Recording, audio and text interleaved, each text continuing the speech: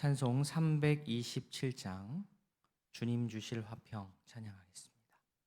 찬송 327장입니다.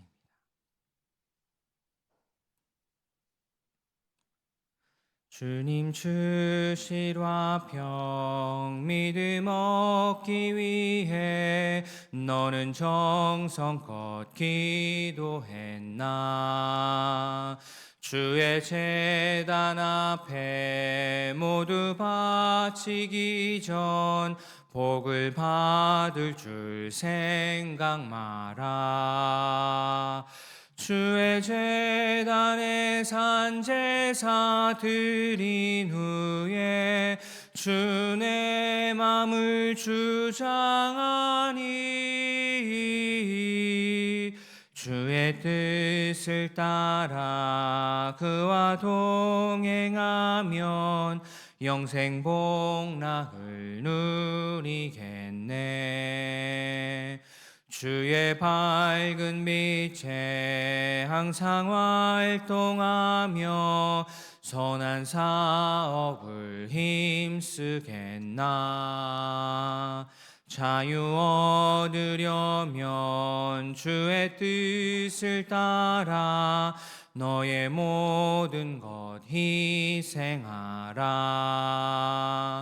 주의 제단에 산 제사 드린 후에 주의 맘을 주장하니 주의 뜻을 따라 그와 동행하면 영생 복락을 누리겠네. 주의 제단 앞에 모두 바친 후에 주와 온전히 사귀겠네. 주님 주신 기쁨 또한 그의 사랑 어찌 말로 다 형용하랴. 주의 제단에 산 제사 드린 후에 주의 맘을 주장하니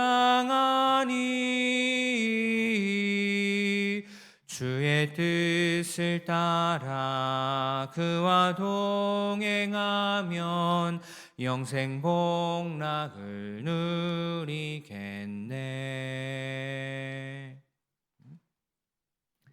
오늘도 우리에게 새로운 하루를 허락하신 하나님을 찬양합니다. 하나님의 은혜가 아니면 한순간도 살 수 없는 우리를 지키시고 보호하여 주시고 이른 아침 예배 자리로 불러 모아 주시니 감사합니다.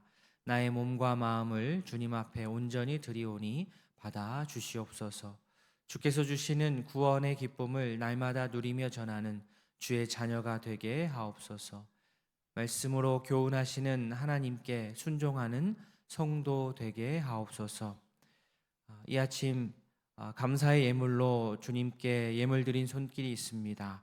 하나님 자녀 되게 하심을 감사합니다 라는 그러한 기도의 제목 또 감사의 제목으로 주님 앞에 예물 올려드린 손길을 주님 기억하여 주시고 날마다 더욱더 감사의 제목들이 흘러넘칠 수 있도록 은혜 베풀어 주시옵소서. 오늘 하루를 주님께 맡겨드리며 예수님의 이름으로 기도합니다. 아멘.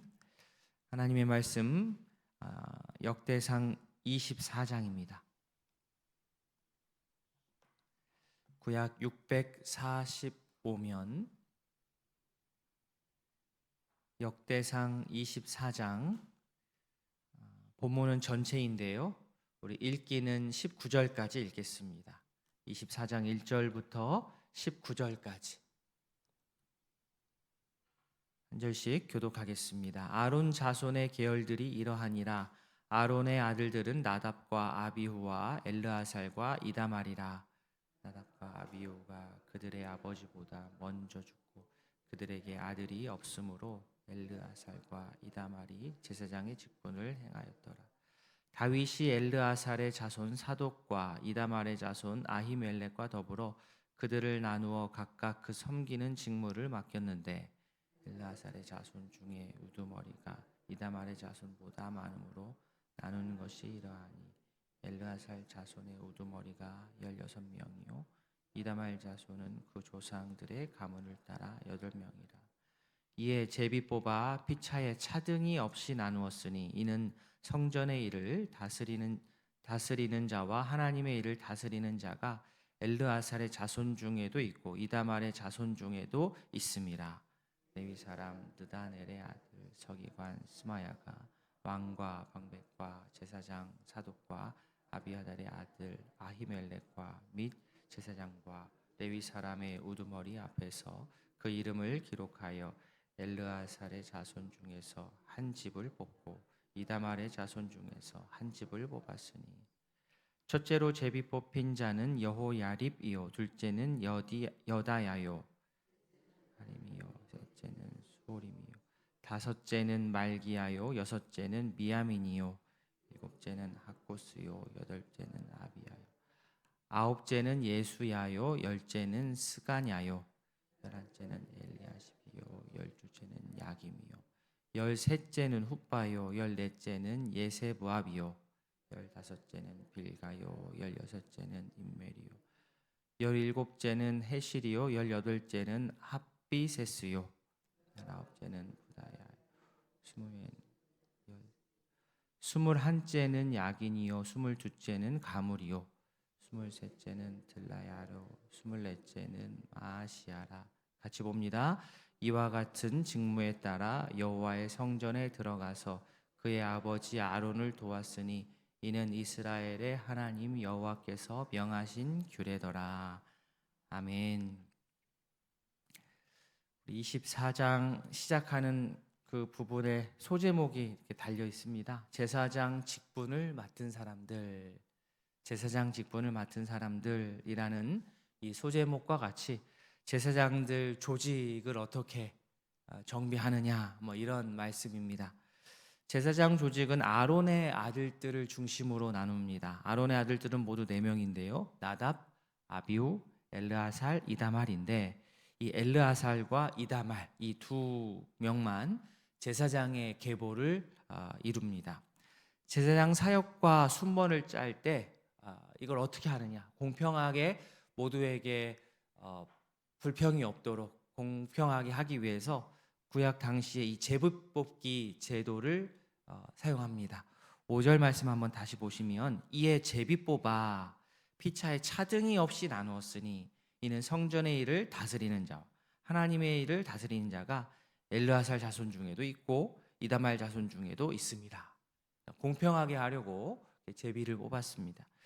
엘르아살 계열과 이다말 계열 제사장들이 성소의 일과 제사의 일을 함께 했기 때문에 어느 계열,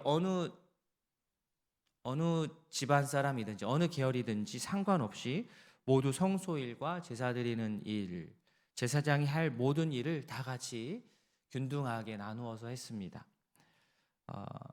7절부터 1절부터 6절까지 한 단락이고 7절부터 막 발음하기 어려운 이름들이 막 나오죠. 7절부터 우리 19절까지 쭉 보시면 순서를 막 정했어요. 첫 번째, 두 번째, 첫째, 둘째, 셋째, 넷째 하면서 몇 제까지 갑니까? 18절 뒷부분에는 24제까지 갑니다. 24제.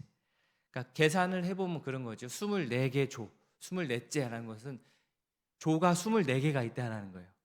저희 만약에 설거지 조가 24개 있다고 하는 것처럼 이들에게도 24개 조가 돌아가는 겁니다. 이 24개 조 봉사를 성전 봉사를 24개 조로 나누면 당번인 제사장들은 1년에 몇 번 하는 겁니까? 한 2번 정도 하겠죠. 1년에 한 2번 정도. 2주 동안 1년에 한 2주 동안 약 보름 동안 성전에서 이게 봉사를 하고 다시 자신의 고향으로 복귀하는 그러한 시스템이었습니다. 한 사람의 10걸음보다 10사람의 한 걸음이 더 큰 걸음이다라는 말을 들어보셨을 겁니다. 한 사람의 힘으로는 사실은 엄두조차 낼 수 없는 일이라 할지라도 함께라면 이렇게 기쁘게 즐겁게 사역을 감당할 수 있습니다. 성전에서 이 임무를 나눌 때 제비 뽑기로 공동체 전체가 함께 책임 의식을 가지고 그 결정에 순종하고 따르는 이 모습이 현대에 우리가 교회를 이루는 우리 모두에게도 큰 교훈이 됩니다. 일을 잘하고 일을 많이 하는 것보다 더 중요한 것은 말씀에 따라 내가 바르고 충실하게 사역을 감당하는 겁니다. 잘하고 못하고는 그건 두 번째 문제고, 잘하고 못하고는 그거는 우리 사람의 눈으로 보는 거고요. 하나님의 눈에는 그거 크게 의미 없습니다. 바라기는 우리 역시 바르고 충실한 주님의 일꾼이 될 수 있기를 소망합니다. 24개 조로 나누어서 순서를 정하고 업무를 분담하면 함께 공동체를 세우는 것이 훨씬 수월합니다. 교회 사역을 하다 보시면 이 사역이 한두 사람에게만 이제 막 몰릴 때가 있거든요. 만약에 그러면 그것은 비효율적일 것뿐만 아니라 결국에는 오래 가지 못하고 한두 달, 1, 2년을 할 수 있지만 그렇게 2, 30년 갈 수는 없는 겁니다. 결국엔 탈이 납니다. 은사를 따라 분담하여 우리가 봉사할 때 우리 모두가 보람을 느낄 수 있고 튼튼한 공동체가 세워질 것으로 우리가 믿습니다. 제사장 업무, 제사장들이 이 업무를 제비뽑기로 나눌 수 있는 것은 그만큼 업무가, 사역이 평등하다는 인식 때문입니다. 우리 몸에도 여전히 다양한 역할과 기능을 담당하는 그 신체 기관들이 있듯이 그 안에서 어떤 것이 더 열등하고 어느 것이 더 우월한 부분이 없는 것처럼 공동체도 교회도 모두가 다 우리는 다 하나님 앞에서 평등한 하나님의 자녀다라는 그 마음가짐이 기본적으로 깔려 있어야 됩니다. 우리가 교회 안에서 하는 사역들이 다양하지만 차등이 없다라는 그 전제가 딱 깔려 있어야 됩니다. 다윗은 차등을 두지 않기 위해서 제비를 뽑아서 제사장의 조를 짜고 직무 순서를 정했습니다. 이렇게 함으로 인해서 제사장이나 그 자손들 사이에서 발생할 수 있는 어떤 불필요한 긴장이나 갈등과 혼란을 피하고 성전 예배와 봉사를 질서정연하게 만들었습니다. 지금 교회도 이 원리를 잘 적용하면서 사역합니다. 만약에 이렇게 생각해 보면요, 성도 간에 혹은 더 넓게는 하나님의 교회들 간에 서로 동역하기보다는 경쟁하듯이 만약에 일을 하고 사역한다면 우리가 힘쓴 만큼 긍정적인 열매를 못 보게 되는 안타까운 상황이 펼쳐질 것입니다.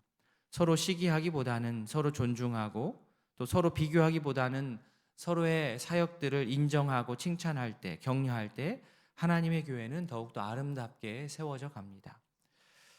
또한 제비뽑기로 업무를 이렇게 분담하는 것은 그 가운데에 이 다름은 있지만 차별은 없다라는 것을 뜻합니다. 다르다는 것이 서로 조금 불편하게 느껴질지는 모르지만 이 다름이라고 하는 것은 결국 연합을 해야 되는 결정적인 이유이기도 합니다. 저희가 읽지는 않았지만 20절부터 마지막 31절까지는 레위인 족보에 추가된 인물들이 더 나오거든요. 23절에 나왔던 이 5가문이 확대가 되고요. 또 수바엘 가문 첨가하고 무라리의 자손인 야아시아 자손들도 이제 추가를 합니다. 이렇게 레위인 가문을 확장하는 것은 이들의 자손이 늘어났다는 뜻도 됩니다. 번성했다는 뜻도 되고 또 레위인들이 감당해야 될 신앙적인 종교적인 업무, 임무도 늘어났다는 뜻입니다. 이들 역시 사역을 함에 있어서 순번을 짤 때 같은 원리의 법을 따랐습니다. 31절 살짝 보시면 마지막 절이죠. 이 여러 사람도 다윗 왕과 사독과 아히멜렉과 제사장과 레위 우두머리 앞에서 그들의 형제 아론 자손처럼 제비 뽑혔으니 장자의 가문과 막내 동생의 가문이 다름이 없더라. 마지막 부분, 장자의 가문과 막내 동생의 가문이 다름이 없다. 이 말은 지도자의 아버지들과 가장 어린 그의 형제들이 나란히 섰다라는 뜻입니다. 즉 가장 연장자, 권위가 있는 사람과 가장 어리고 당시에 권위가 없을 수 있는 이 어린 사람이 나이와 신분을 따지지 않고 똑같이 하나님의 일에 있어서 제비를 뽑았다는 거예요.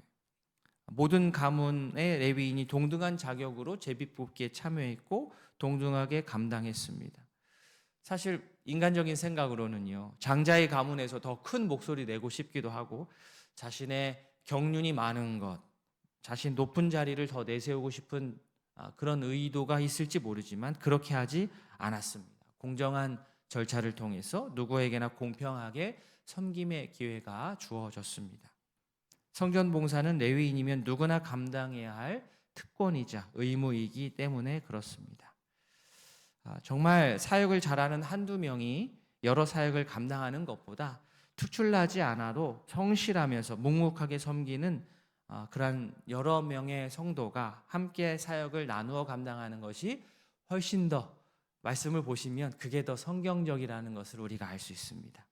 그러기 위해서는 우리는 다 똑같지가 않다, 다 다르다라는 것을 인정하는 것, 거기서부터 시작합니다.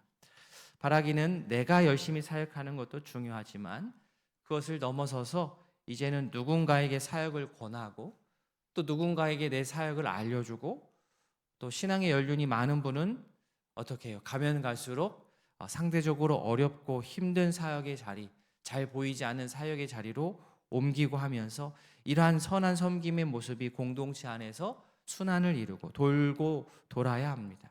어느 사역을 감당하든지 서로 비교하거나 차별하지 않고 하나님의 지혜와 능력만을 의지하는 믿음으로 우리 모두가 감당하기를 바랍니다.